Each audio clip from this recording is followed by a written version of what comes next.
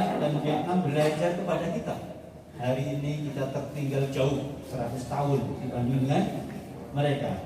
Insya Allah bersama panjenengan semuanya kita akan mengembalikan lagi kejayaan pertanian Indonesia. Amin. Siap?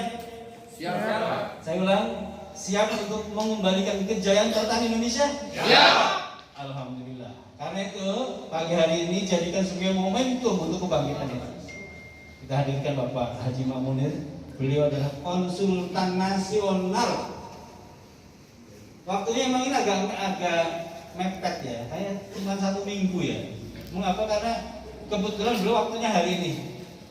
Kalau ditunda-tunda lagi nanti kesuksesannya nanti tertunda lagi. Mumpung beliau sempat, alhamdulillah kita cepat kesepakatan adakan tadi. Alhamdulillah hari ini yang hadir, yang daftar sudah 85 ya. Tapi ada yang izin karena ada berhalangan, ada yang hajatan, nanti akan menyusul lagi. Saya insya Allah akan serius mengadakan acara seperti ini lagi secara periodik. Kira-kira siap nggak? Siap. Siap untuk mengikuti lagi, menghadirkan yang lain supaya benar-benar terwujud lahan subur, Petaninya makmur. Saya kira ini yang saya sampaikan, kurang lebih saya mohon maaf. Wallahul muwaffiq ila aqwamit thoriq. Wassalamualaikum warahmatullahi wabarakatuh.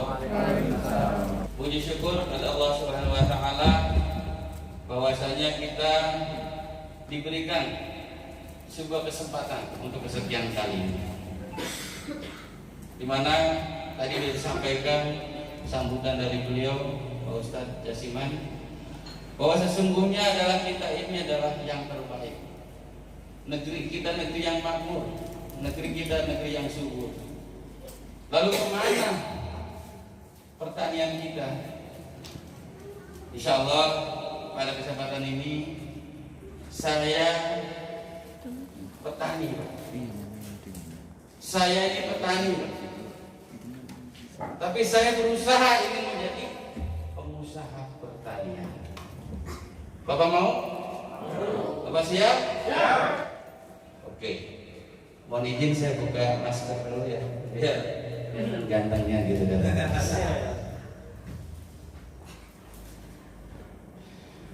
Oke Bapak Ibu sekalian, sebelum kita mulai acara, tadi juga dari moderator wawancara awal kita ada sapaan ya, kalau bahasa kita anak gaul apa ya, ya sapaan lah atau yel-yel ya. Jadi kalau saya contohkan, apa kabar ya, merdeka, paham Bapak sekalian? Kenapa merdeka? Karena merdeka itu sesuatu yang kita tuh benar-benar harus merdeka hidup kita. Jangan di bawah tekanan, jangan di bawah naungan. Kita harus merdeka, mandiri. Jadi kalau ditanya apa kabar, merdeka. Ya kalau ditambah, alhamdulillah merdeka, silakan. Tapi saya biasanya cukup merdeka saja lah ya. Ini untuk dia khusus untuk menyemangati dalam acara. Lalu setelah misalnya apa kabar itu jawabannya merdeka. Kalau saya tanya siapa kita, Indonesia. Ya, jangan bilang Purwokerto, Indonesia. Indonesia kita, rasa kebangsaan kita akan naik. Lalu kalau saya tanya misalnya sinergi, nah, artinya apa sinergi? Kita berpadu gitu ya. Nah, kita di perusahaan PT PES ini ada istilah sinergi go berkah no riba. Mungkin bagi yang baru dengar apa go berkah no riba ya. Ada yang sudah, kalau sudah main mitra mungkin sudah paham ya. Karena hakikatnya kita hidup cari keberkahan itu enggak apa. Cari keberkahan. Kalau cari untung pasti. Tapi kalau cari berkah itu kita cari. Ya. Kalau hanya cari untung belum tentu berkah. Tapi insya Allah kalau kita cari berkah, untung pasti didapat. Jadi kalau saya cerita sinergi, go berkah, no riba. Terakhir, kalau kita sapa eco farming, lahan subur, petani makmur. Lahan subur, petani makmur, berkah. Bisa kira-kira dipraktekkan? Ya. Bisa dites? Oke. Kita tes dulu sama-sama. Apa kabar? Siapa kita? Indonesia.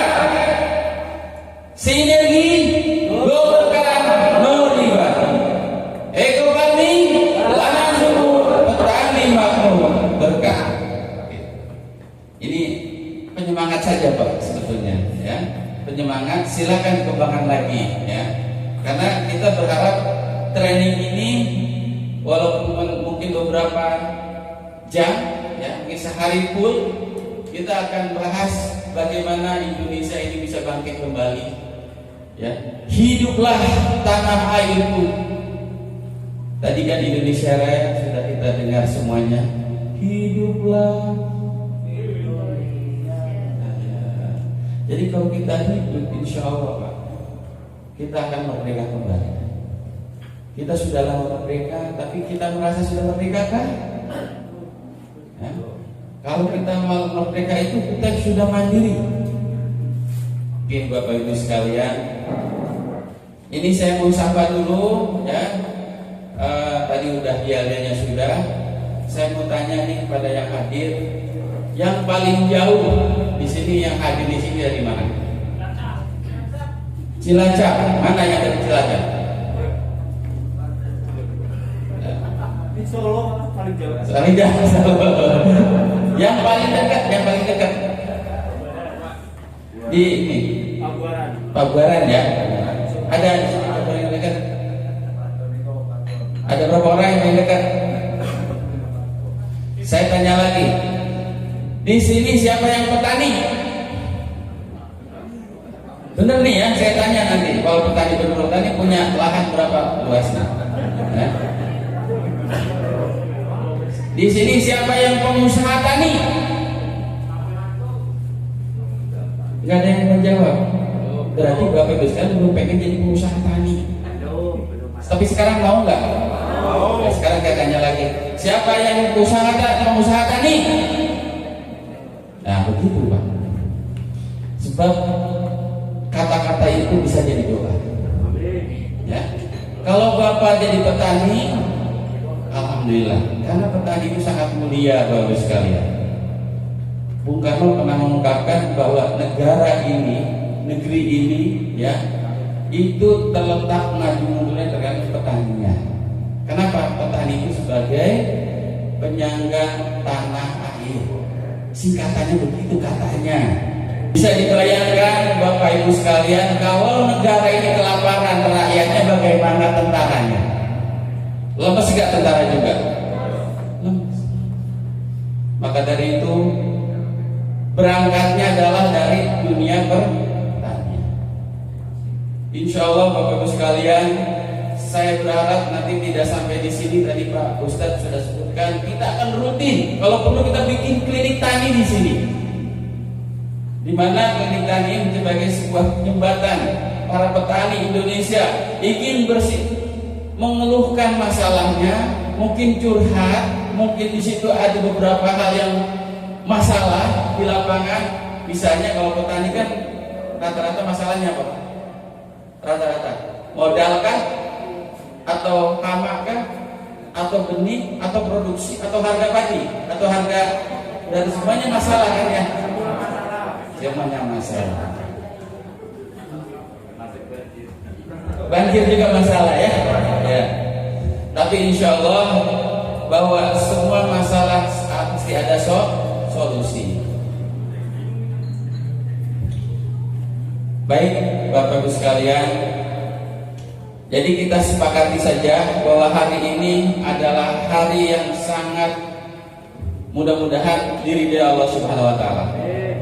Kenapa? Karena hari ini kita mau belajar. Kita mau menambah sedikit wawasan dan pengalaman. Saya sebagai anak petani, saya juga berusaha keras menghidupi selain keluarga saya, juga bagaimana kita menanamkan pada anak-anak kita bahwa kita selama ini makan, minum dari sesuatu yang dihasilkan dari pertanian. Betul nggak? Bapak pernah nggak memakan beras sehat? Saya tanya. Belum pernah. apa belum pernah?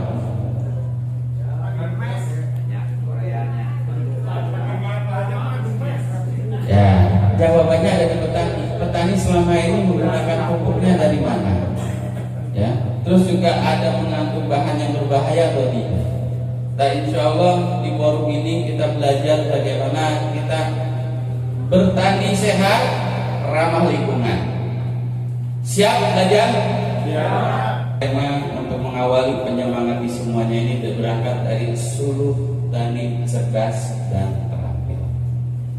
Base farming, mungkin kalau bahasa kitanya bertani yang terbaik ya. Bagaimana kita bertani menjadi bertani yang terbaik? Terus juga insya Allah kedepannya PT Base ini menjadikan suatu wahana atau sarana untuk mengeluarkan produk unggulannya nanti, menciptakan sebuah produk-produk yang unggulan. Tadi sempat Pak Ustadz juga sampaikan ya bahwa nanti insya Allah di PT Base selain akan ada yang sudah ada itu eco farming, nanti insya Allah ke depan akan ada lahir kembali produk menjadi pendampingnya. Ya. Ini semacam agen hayati yang kedepannya ini menjadi, kalau bahasa Pak Ustadz, satpam ya. Ya boleh saya bilang terjemahkan satpam. Kenapa? Karena ini menjadi pengaman ataupun menjadi yang selama ini menjadi masalah bagi para petani itu bisa terjawab. Ya. Karena yang namanya bertani itu pasti ada hambatan, ada tantangan dan lain sebagainya. Oke, Bapak Ibu sekalian, berangkat dari suluh tani ini kita menjadikan tumbuh kemauan. Rata-rata kalau petani ya disuruh menggunakan pupuk ini mau nggak? Belum tentu mau, belum. Rata-rata nanti dulu Pak kalau pada buktinya. Betul nggak? Betul. Nah supaya ada kemauan bagaimana caranya? Ya kita jelaskan dong apa itu pupuk eco farming misalnya begitu Pak ya. Ya. Atau di sini yang merasa tadi petani yang sudah pakai eco farming coba Pak pengen tahu. Ada berapa orang yang sudah pakai? Nah, bagaimana Pak kesimpulannya? Bagus? Bagus. Bagi yang belum bilang bagus. Betul nggak? Ya iyalah. Apa yang akan untuk beli? Ya kan tahu aja belum. Terus setelah itu kita akan kemampuan kita akan terus dikembangkan. Makanya alhamdulillah Pak Ustadz terima kasih ini para petani. Saya yakin dengan media ini mereka bisa belajar bagaimana mengasah kemampuannya akan terus meningkat. Jangan sampai produk eco farming yang sudah bagus gara-gara caranya salah itu jadi masalah. Betul? Saya mau tanya, sekarang petani di sini yang sudah menggunakan kopi, ada yang salah nggak cara pakainya sehingga gagal? Tunjuk tangan yang merasa gagal. Nanti saya ajari bagaimana cara penggunaan pupuknya benar. Sebab begini Bapak sekalian, produk apapun ya, ketika salah pakai, salah aplikasi, terjadi gagal. Yang terjadi apa petani? Produknya jelek. Enggak, aduh sayanya yang salah. Enggak pernah. Ada petani yang begitu. Banyaknya nyalahin produk apa nyalahin diri sendiri? Produk Pak. Palsu ini Pak katanya. Betul nggak Pak? Wah ini Pak katanya apa produknya KW. Begitu kira-kira. Ingat Pak, dalam sebuah kita melakukan satu kegiatan, sekecil apapun jangan sampai kita salah. Diminimalisir. Nah maka dari itu bagaimana kemampuan ini diasah? Ya, pertamanya mau dulu. Berarti saya yakin yang hadir di sini adalah memiliki kemauan tinggi, betul nggak? Mau belajar, betul? Diawali kemauan, terus kemampuannya diasah terus sehingga menjadi sebuah keterampilan. Kalau bahasa ininya profesional, ya. Bapak yakin segala sesuatu ada tata kelola dan ada tata atur. Artinya apa? Kalau kita mupuk jamnya harus tahu jam berapa. Terus mencampurnya dengan apa? Yang nggak bolehnya apa? Begitu kan Pak? Kita minum obat aja jelas Pak. Makannya misalnya ya, di obat misalnya di dokter dimakan 3 kali sehari, 3 kali ya sehari. Lalu diminumnya sesudah dan setelah makan. Ya kan? Begitu kira-kira gambarannya. Sama di dalam pertanian, produk ini ada tata aturannya. Cara melarutkannya bagaimana ekor farming. Terus aplikasinya kemana dulu? Apakah lahan dulu? Apakah ke tanaman dulu? Terus yang nggak boleh apa? Pasti ada namanya kontraindikasi atau sesuatu yang tidak boleh dilakukan. Kenapa? Karena sesungguhnya setiap produk itu pasti ada kekurangan dan kelebihan. Kenapa harus ada kekurangan? Kenapa harus kelebihan? Ya. Sebenarnya adanya kelemahan ataupun itu semata-mata itu jadi suatu keunggulannya. Contoh, ya, kita bicara eco farming. Kelemahan eco farming itu tidak boleh dicampur dengan bahan kimia. Kenapa? Karena di dalam eco farming ada makhluk hidup yang nantinya akan mati kalau dicampur dengan bahan kimia. Tetapi ketika Bapak Ibu sekalian misalnya menggunakan suatu aturan, insya Allah eco farming akan maksimal, akan bekerja, kinerja akan lebih baik lagi. Oke Bapak Ibu sekalian, yang tujuan akhir daripada seluruh tani cerdas ini ya ke depannya nih akan mengubah mindset atau paradigma bertani ya. Di mana akan terjadi pemahaman atau pengetahuan atau wawasan akan bertambah pasti. Terus juga keterampilannya akan juga ini. Yang terpenting sikapnya Pak. Sikap para petani Indonesia pada umumnya, Bapak Ibu sekalian, ada beberapa tahapan yang perlu saya sampaikan, tidak ada di slide. Yang pertama, ya, namanya sesuatu teknologi, mau bentuknya produk, mau bentuknya metode atau cara sekalipun, yang harus Bapak Ibu sekalian lakukan adalah bagaimana? Pertama, kita harus beradaptasi terhadap produk yang kita kenali. Harus bagaimana? Kalau bahasa anak muda mah pendekatan dulu. Betul Pak? Ta'aruf apa namanya? Ta'aruf lah. Ya kalau bahasanya ta'aruf dulu. Ini salah satu ta'aruf kita. Eco farming itu seperti apa? Bendanya kayak apa? Ada contoh produk Pak? Maaf nanti kita sampaikan. Jadi eco farming ini seperti apa dan harus dilakukan bagaimana? Nah ini sebagai sikap kita yang harus mengadaptasi diri kita. Kita harus tahu, ya, kita harus paham bahwa karakter produk kita ini harus seperti apa perlakuannya. Jangan katanya dan katanya, ya, ini produk ini luar biasa, ya. Nanti saya jelaskan lebih detail nanti bagaimana eco farming ini bisa menjawab semuanya, insya Allah, ya. Sikap yang pertama kita apa tadi? Adaptasi. Kita menyesuaikan, ya, Bapak Ibu sekalian kalau berobat ke dokter, kata dokter jangan banyak bergadang, apa namanya bergadang atau kalau malam nggak tidur itu, ya. Apa? Insomnia. Jadi gini, kan dokter biasanya mengatakan nggak boleh begini, nggak boleh begitu. Bapak yang merokok misalnya berhenti dulu ya Pak ya, kan begitu kira-kira. Ya istilah pantangan ya Pak ya, pantangan.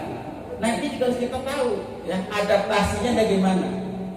Setelah kita beradaptasi, syukur-syukur petani ini nantinya ya adaptasi yang lebih baik itu adalah dengan cara kita melakukan apa namanya kalau dalam bahasa demplot, tahu demplot?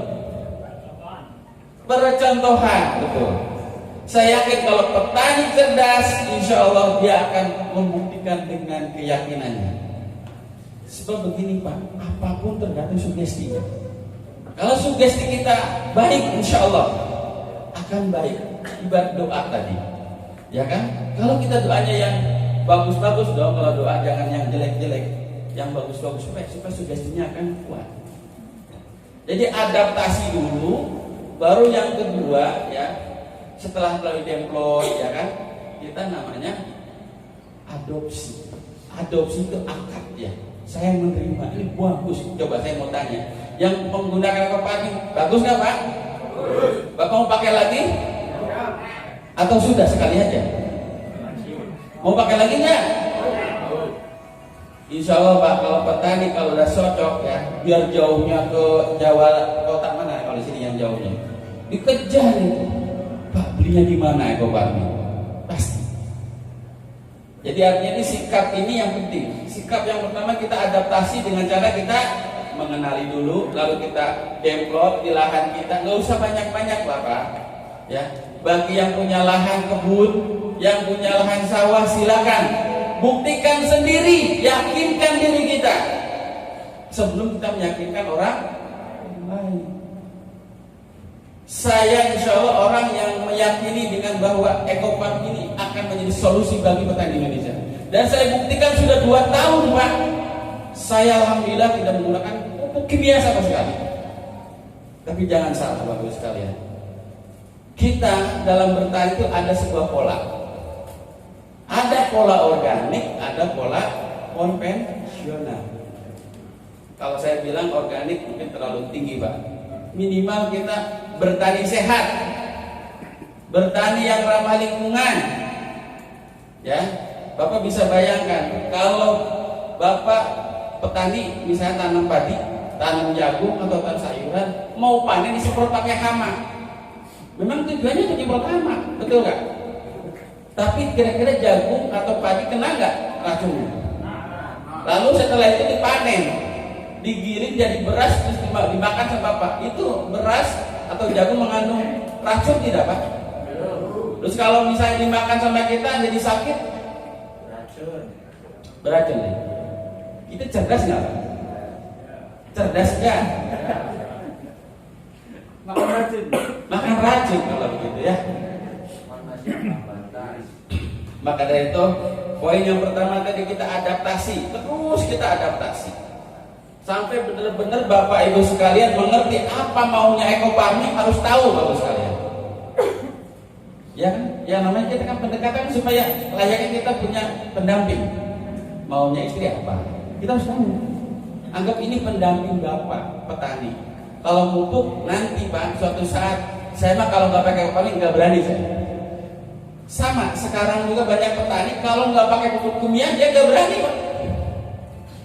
Bahkan dibilang, waduh saya nggak berani kalau nggak pupuk kimia. Karena udah ketergantungan. Insya Allah ke depan ketergantungan sama ekoparmi. Insya Allah. Nanti menjadi jawaban, solusi.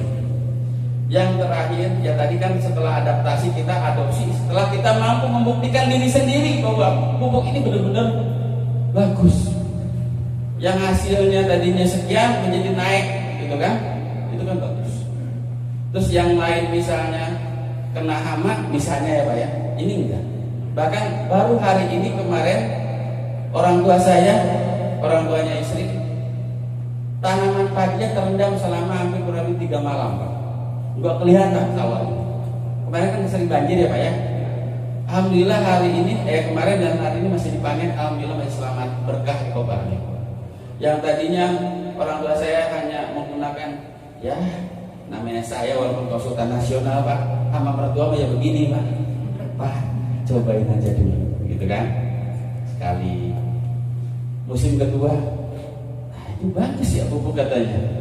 Enggak, jadi awalnya ini cerita dulu Pak ya, cerita dulu. Ini cerita petani kebetulan mertua saya atau orang tua saya. Awalnya full itu begini, kimia dipakai, ini dipakai. Ya maklum kita nggak bisa paksa. Namanya juga adaptasi. Yang tadi proses adaptasi. Setelah dipakai hasilnya bagaimana? Alhamdulillah Pak. Yang tadinya cuma hanya 6 ton itu udah seneng banget tadinya. Begitu dapat 10 ton wah sampai begini. Bener ya katanya Pak. Bagus Pak katanya. Bagus. Sampai cerita sama teman-temannya. Itu baru digabung saja, belum dipilah lagi. Nah, katanya nanya ke anaknya atau ke saya, ini kalau misalnya dipakai lintas separuh gimana? Separuh maksudnya pupuk kimianya separuh, baru pakai parmi juga. Alhamdulillah Pak, juga sama bagus. Terakhir yang kemarin kena banjir juga udah sama sekali nggak pakai pupuk kimia, cuma hanya ekofarm. Alhamdulillah, ekofarm mudah-mudahan di bumi Banyumas ini ya atau Purwokerto, insya Allah petani pelan-pelan Pak. Jangan dipaksa Pak. Kita kalau dipaksa nggak enak. Tapi paling tidak berikan adaptasi ini sebanyak-banyaknya ya Pak Ustaz. Kalau perlu bikin klinik tani, masalah dan masalah kita jawab satu persatu, diurai satu persatu. Tidak ada masalah di bumi ini yang tidak selesai kalau kita mau mencari. Nah maka dari itu sikap yang terpenting pertama kita mau adaptasi, terus yang kedua kita juga harus adopsi mengerti ya, menerima. Setelah adopsi jadikan solusi. Kalau sudah solusi jadikan inovasi. Jadi suatu saat ke anak cucu akan disampaikan, Pak, Bu, Dek, Nak, nanti kalau bertani harus pakai koparmi katanya. Jangan salah Pak, pasti begitu. Kenapa? Bapakmu, kakekmu pakai koparmi dari dulu. Jadi ini bisa diwariskan bagus sekali. Kenapa tidak? Sesuatu yang baik harus kita pertahankan dan terus ditingkatkan. Oke, kita lanjutkan. Diharapkan Bapak Ibu sekalian nih setelah sikapnya berubah dan pada akhirnya nanti petani akan mendapatkan penghasilan yang sesuai harapan. Minimal nanti kita akan doakan bersama-sama petani kita akan semakin makmur dan sejahtera. Ternyata untuk meningkatkan hasil yang paling pertama yang harus kita tahu adalah benih atau bibit yang kita gunakan. Ya, insya Allah musim ini saya lagi mau tanam itu varietas Situpa ya Pak ya. Bapak tadi 9 ton. Tuh ada Pak 9 ton katanya. Tadi saya tanya 8 ton paling tinggi, masih ada 9 ton ya Pak ya. Yang mudah-mudahan nanti dengan eco farming Bapak Ibu sekalian ini bisa meningkatkan tadi. Saya punya pengalaman, bukan katanya Pak, saya petani, saya anak petani, saya orang tua petani. Saya nggak merasa jadi seorang yang konsisten karena saya petani, aslinya saya petani. Saya biasanya sama Pak, rata-rata 8 ton. Saya juga kaget, tapi alhamdulillah bersyukur sekali. Tapi istri saya bingung, apa iya ini kayak mimpi gitu kan. 10 tonnya udah senengnya luar biasa Pak. 10 ton, ya tadinya 8 ton, 10 ton seneng nggak Pak? Apalagi tadi Bapak bilang nawar 15 ton, luar biasa. Oke. Ini suruh tani ini Bapak sekalian, endingnya adalah sebuah penerangan, pencerahan. Yang dimaksud penerangan begini Pak. Bapak tidak wajib, tapi Bapak silakan pilih. Ya, kita nggak bisa memaksa siapapun, tapi pilihan ada di Bapak sekalian. Percaya nggak? Sesuatu yang baik, apakah itu terus kita gunakan atau kita praktekkan? Silakan. Namanya juga penyuluhan, kayak dakwah sehari-hari. Kita ayo ala sholat. Ya, yang sholat yang enggak terserah, betul nggak? Nah kita pun sama. Hayalah eco farming misalnya, tiba. Ya, ayo kita gunakan eco farming misalnya. Kalau mau silakan, enggak kita memaksa. Saya tidak akan pernah memaksa. Tapi insya Allah Bapak sekalian, semakin banyak petani yang membuktikan Bapak semakin kepo, pasti. Makin kepo, mengerti Pak kepo. Makin, aduh, apa ya? Pengen tahu gitu kan? Okay. Dan endingnya lagi nanti setelah ini menjadi solusi cerdas, kesejahteraan pun akan meningkat sejalan dan seiring seirama. Oke, Bapak sekalian, saya berharap dengan suruh tani ini akan lahir sebuah klinik tani nanti ke depannya dengan cara kita membantu para petani yang tadinya tidak mau menjadi mau, yang tadinya tidak mampu menjadi mampu. Supaya apa? Supaya sikapnya positif dulu. Ingat Pak, dalam apapun kegiatannya kalau kita sikapnya positif, insya Allah berhasil. Tapi kalau negatif thinking terus, mohon maaf Pak ya, negatif thinking terus, nggak pernah maju Pak. Percaya atau tidak? Nih orang yang bersifat negatif thinking ya, apaan ini? Gak jelas ini pupuk kecil, gimana mungkin 1 hektar pakai segini? Itu yang negatif thinking. Ada yang mengatakan demikian, pasti ada.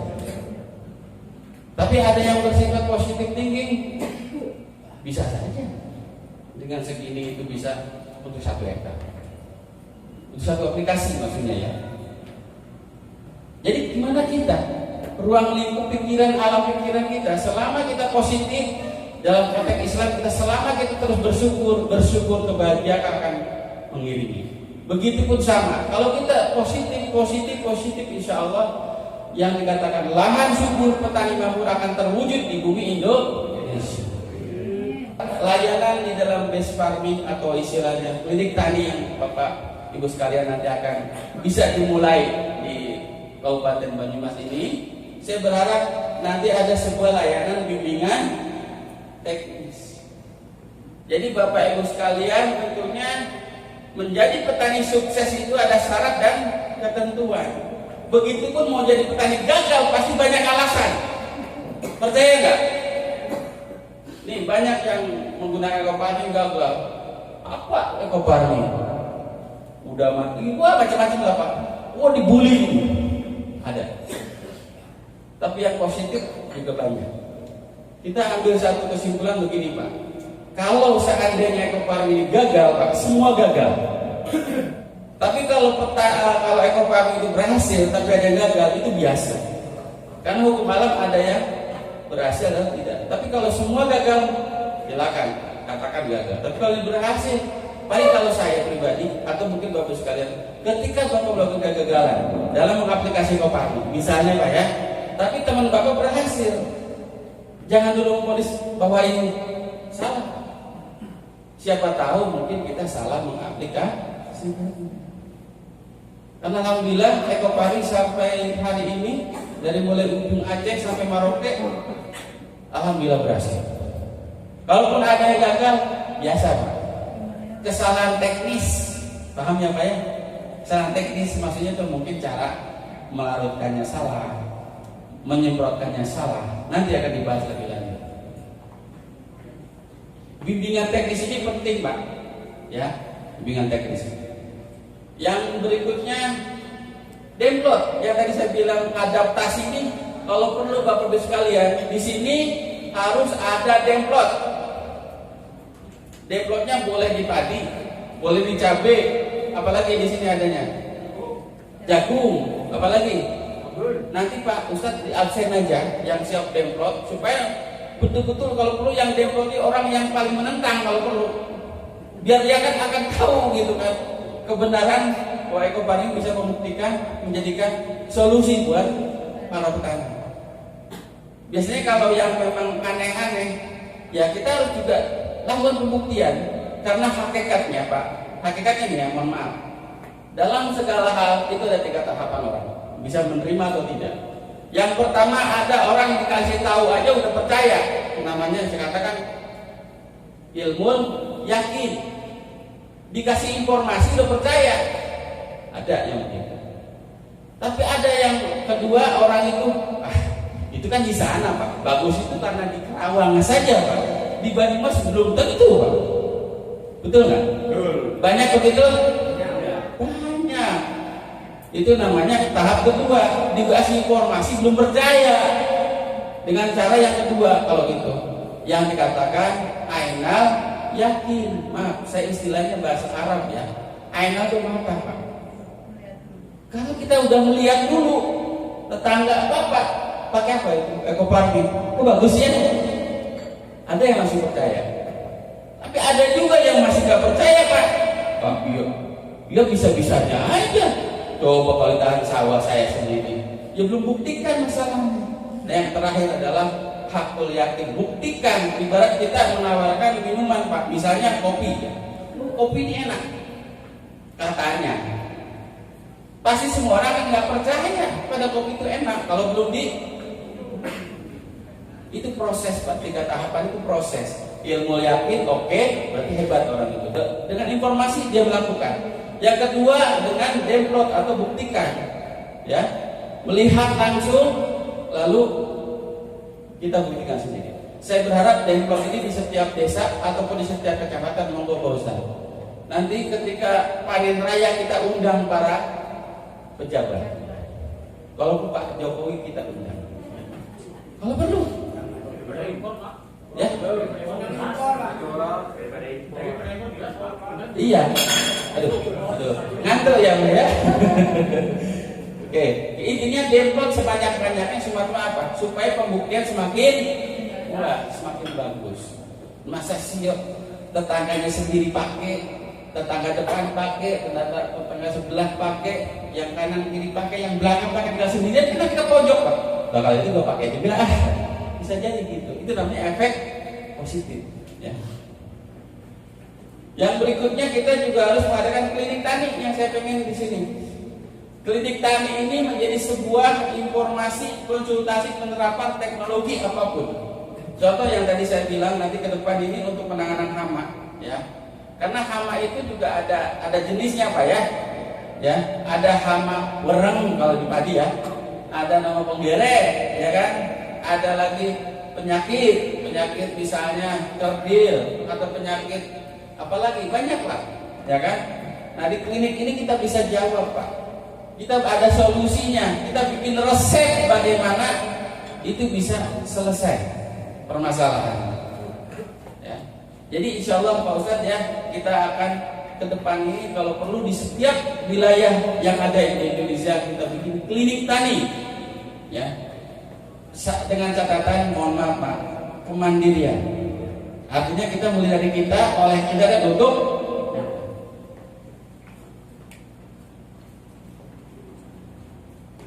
yang berikutnya jaringan komunikasi, artinya kita bikin komunitas ya atau kemitraan tadi. Jadi yang berikutnya distribusi ini artinya gini. Ini contoh Pak ya, contoh aja. Di sini ada tadi yang sudah pakai ekofarming, sudah ada kan? Nah, bagi yang sudah, kan biasanya kalau petani yang kecil-kecil Pak, saya mau belinya cuma 2 biji bagaimana Pak? Saya beli cuma 3 tuh misalnya nih Pak ya. Kan kalau dari perusahaan kan ini satu paket ya. Insya Allah nanti pengen saya dari Pak Fauzan atau Bapak Ibu sekalian di setiap kecamatan minimalnya ya, atau mungkin di tiap desa silakan kayak semacam bikin stokis lah atau kios ya bahasanya.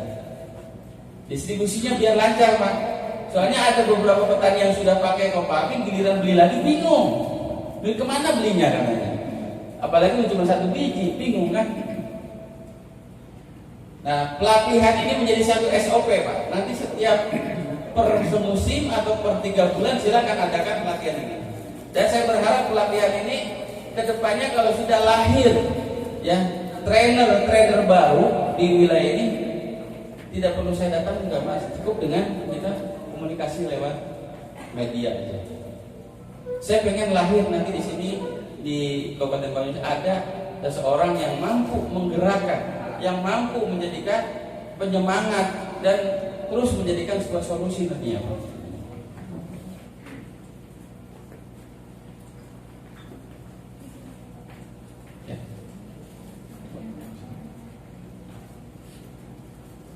Nah, tim pendampingan ini ya, memang kita tahu Bapak Ibu sekalian kalau di kampung atau di desa Bapak ini yang sekarang tinggal, suka ada PPL nggak Pak?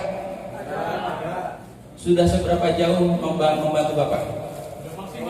Belum maksimal ya? Ya insya Allah nanti dengan lahirnya klinik tani Pak Ustadz, nanti beliau kita undang juga. Ya karena beliau itu tugas khusus dari pemerintah untuk menjadi penyambung informasi, teknologi dan lain sebagainya. Para penyuluh ini menjadi pendamping. Nanti Bapak Ibu sekalian juga bisa. Kenapa tidak? Karena semua orang bisa karena mau belajar. Tim pendamping ini nanti kalau perlu setiap daerah Pak ya, kita bisa bekerjasama dengan para PPL ini atau penyuluh pertanian lapangan. Nah, pola layanannya seperti ini Pak. Nah, harapan ini anggap aja sebuah perencanaan kita di sini khusus di Kabupaten Banyumas.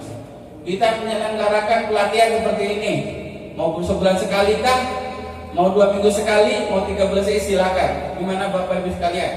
Atau setelah selesai panen misalnya sekalian ambil. Sekalian begini, misalnya ada tanam padi, jagung dan sebagainya ya untuk demplot. Pas panen raya ya, kita ke panen raya kan simbolik nih. Habis itu pelatihan, boleh, gitu kan? Silakan. Terus yang berikutnya di pelayanan kedua adalah kita membentuk pendamping. pendamping itu ya itu tadi, di tiap desa kita monitor, kita juga mengawasi, kita mendampingi. Supaya apa Pak? Supaya kita akan tetap mengenal, tetap bahwa produk kita ini, khususnya Eco Farming ini bisa maksimal, ya. Yang berikutnya adalah kita perlu kajian ataupun kaji terap, demplot lah bahasanya. Kan demplot kan begini Pak, kemarin demplot jagung, sekarang coba demplot cabai. Terus setiap tanaman kita coba. Kan di dalam produk ini Pak, kan ada brosur ya, bagi yang sudah tahu. Nah, ini kan ada produknya. Nah, di sini kan ada brosur ya. Nah, di sini ada namanya jenis-jenis tanaman Pak. Tuh. Ada padi, jagung, kacang kedelai, kacang tanah dan sebagainya. Kalau perlu di sini petani yang ada tanaman apa saja silakan dicobakan dengan Eco Farming.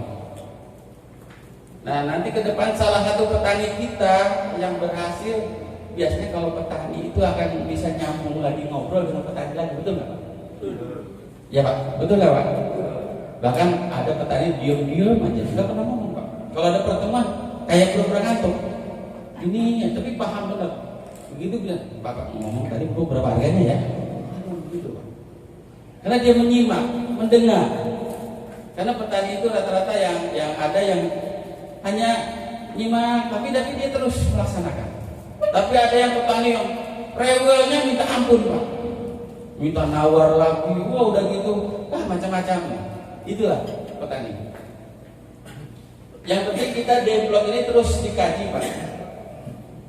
Yang ujung-ujungnya bahwa setiap development menjadi suatu standarisasi atau sebut SOP, standar operasional prosedur.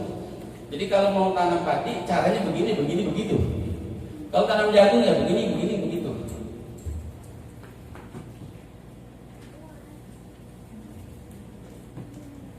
Yang berikutnya adalah untuk komunitas tadi udah ya. Di grup WA ya. Saya yakin ini yang ada di sini nanti dibuatkan grup WA oleh panitia. Kalau perlu nanti kita bikin ajang diskusi di situ ya sekalian. Yang berikutnya ini menyalurkan tadi sudah disampaikan sebetulnya. Nah ini pertama kali ya kami menggagas di Kabupaten Kerawang. Ini saya Pak. Ini pakai baju petani lah. Ya, ini ada tim leader, ini petani yang lainnya. Ya, ini di kantor dinas, ada di BTD atau di BPP. Ini sosialisasi waktu itu sekitar bulan Juni akhir. Nah, ini membentuk tim Pak. Terus lokasinya kebetulan di lokasi saya sendiri, ya. Saya juga awalnya mohon maaf nih, saya konsultan ya, tapi awalnya saya nggak percaya ini Pak. Terus terang saya juga nggak percaya. Walaupun bagus saya belum percaya. Yaitu kita harus buktikan diri sendiri, yakinkan diri kita sendiri.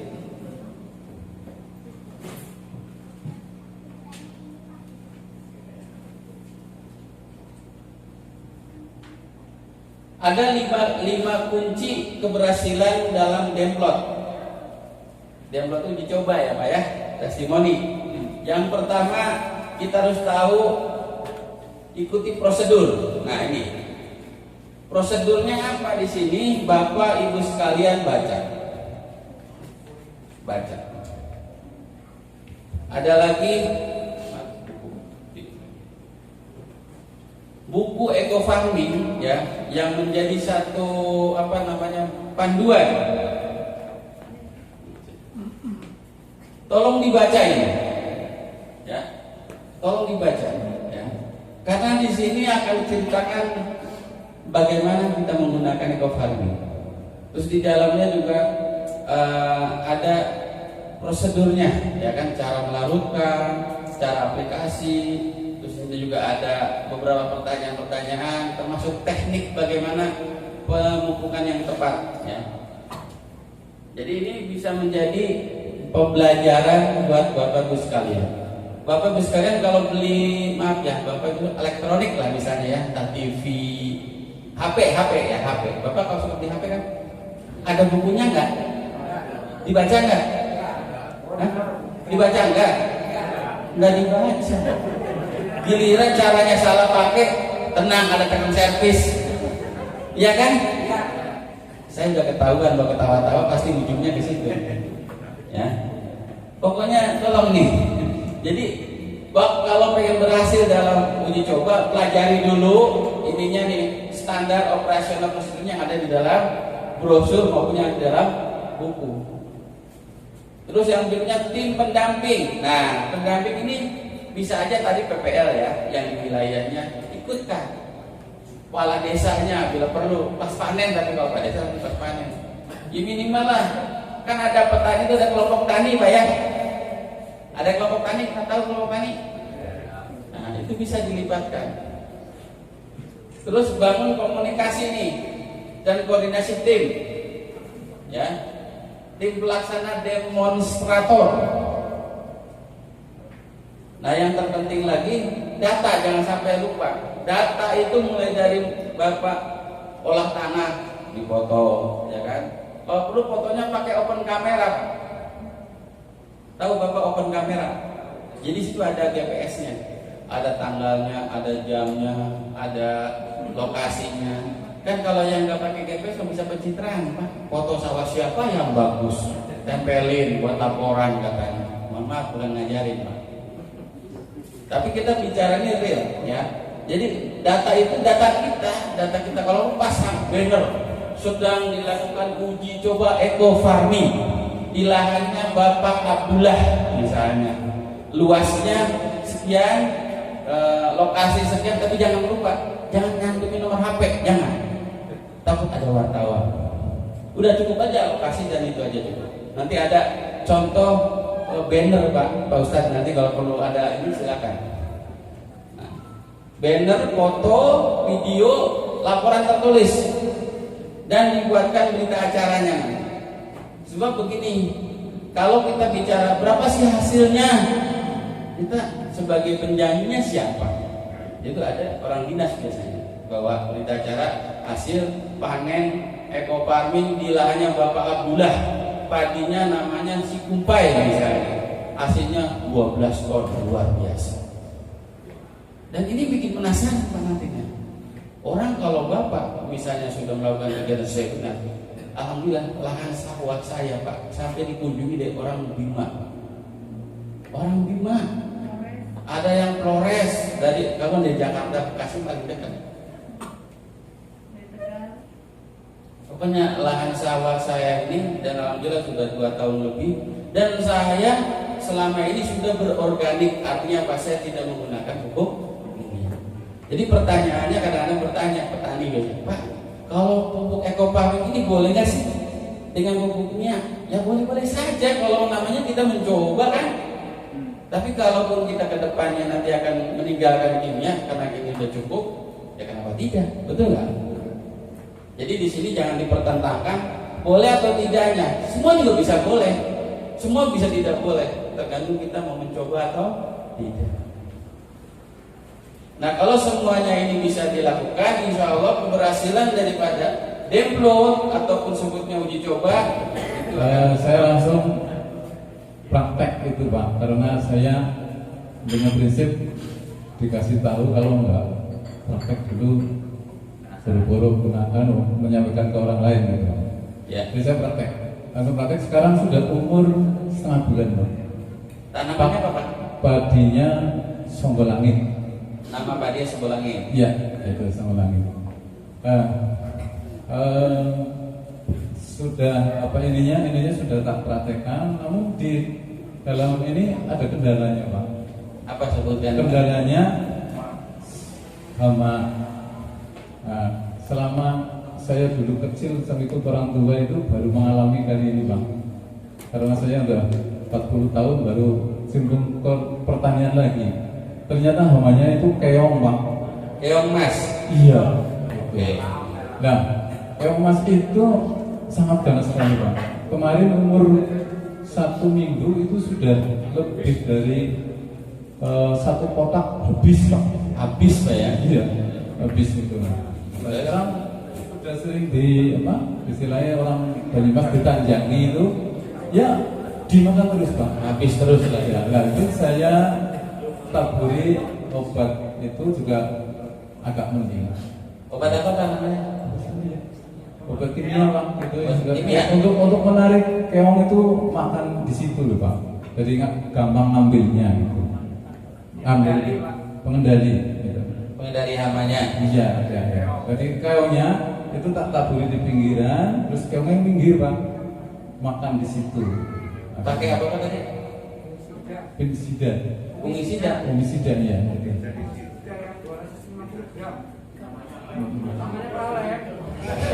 Namanya kelalen. Kelalen. Ya. Ya. Ya. Yang jelas ya untuk keong lah. Nah, Ya, terus pertanyaannya gimana cara keong gitu? ya pengendalian keongnya gimana? Nah, terus saya kan ini akhirnya bibitnya nggak sama Pak. Ya ketinggalan ya. Iya, ketinggalan jadi akhirnya pakai bibit lain. Ya. Nah, itu kan nanti ini kedepannya gimana gitu Pak? Dengan adanya seperti itu, gitu, Mas. Maksud saya seperti itu. Gitu. Ya. Begitu Pak, terima kasih. Assalamualaikum warahmatullahi wabarakatuh. Oh ya, Bapak ini punya masalah dengan keong. Ya Pak ya, betul Pak. Nah, Bapak tahu keong? Jangan-jangan nggak tahu keong. Nah, Pak, kalau keong bertelurnya di air apa di darat? Di darat. Nah, pertanyaan saya kenapa di darat tidak di air? Padahal dia sehari-hari di air. Ya. Oh gitu. Bapak sebenarnya sudah tahu. Jadi salah satu pengendaliannya itu Pak, kalau telur piung itu nempel di entah di daun padi, di batang padi Pak ya, atau di pematang ataupun di mana aja, pokoknya dia nggak mau di tempat yang berair, betul nggak? Karena kalau kena air dia akan mati atau busuk. Jadi penanganan sederhana, setiap telur itu kalau perlu nih Pak ya, setiap Bapak di lahan tadi berapa seperempat ya, ntar ya, tancapin aja itu di pinggir-pinggir atau di tengah pakai bambu, ajir bambu. Nah ketika itu pada bertelur itu jujur, di sini sebelah sini ada, sebelah sini ada, gampang Pak cabut, rendemin ke air, habis. Banyaknya Bang, nggak bisa ikut sama Udah Pak, kalau bicara banyak saya paham. Kalau bicara paham. Tapi Bapak kalau banyak duit paham, kira-kira enak nggak kalau banyak duit? Iya. Ya kalau bicara banyak saya ngerti Pak. Ini mempelajarinya dulu gitu maksud saya. Terlepas itu nanti sudah banyak ada bedanya rumput Pak. Kalau udah banyak pusing, ya nggak? Coba kalau Bapak ke sawah dan rumput sedikit cabut, kan enak Pak. Ya kan? Intinya kuncinya rajin, ya. Rajin kita ke sawah itu jangan dari sawah saya gimana ya? Ya bukan turun ke bawah, lihat begitu Pak. Ya, ya. Satu itu udah tahu Bapak jawabannya. Untuk menangani keong kita bagaimana? Telur keong kita ambil, kita rendam. Kalau perlu kita ambil, kita bikin jus, semprotkan lagi aja ke keongnya. Sama jadi ternyata telur itu bisa menjadikan racun buat keong sendiri. Ini maaf ya Pak ya. Kalau mau dicoba silakan. Yang kedua Pak, keong itu identik dengan air. Kalau air biar di obat-obat kimia nih ya, obat keong, airnya baru lagi datang, ya seger lagi Pak, betul nggak? Nah supaya menghindari keong, tolonglah. Kebanyakan petani kalau nanam padi berair apa nggak berair? Berair. Saya tanya kenapa harus berair? Supaya keongnya datang. Supaya keongnya datang. Ini kesalahan Pak. Kesalahan jujur. Saya sudah lama namanya nanam padi nggak diairin Pak. teknik baru ya. Dan satu hal lagi, ini eco farming disemprotkan ke lahan, bagusnya lahannya tidak berair. Gitu Pak. Ya.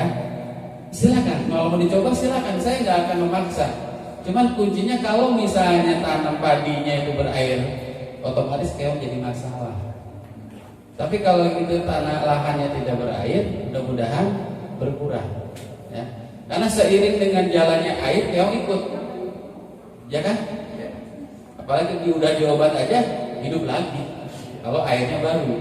Jadi kuncinya tadi Pak. Pertama kita harus tahu karakter keong. Jadi supaya terhindar dari hama keong, tolong Bapak Ibu sekalian, kalau nanam jangan berair airnya Pak. Ya.